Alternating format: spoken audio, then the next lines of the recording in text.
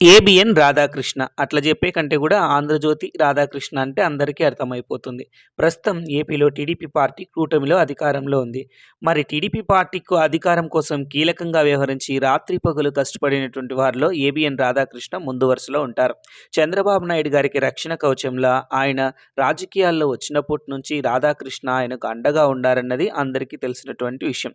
మరి రాధాకృష్ణకు ఎటువంటి పదవులు ఇంతవరకు టీడీపీ పార్టీ అయితే ఇవ్వలేదు. ఈసారి అయితే చంద్రబాబు నాయుడు గారు రాధాకృష్ణకు టీటీడీ చైర్మన్ పదవి ఇవ్వబోతున్నారంటూ ఊహాగానాలైతే వస్తున్నాయి.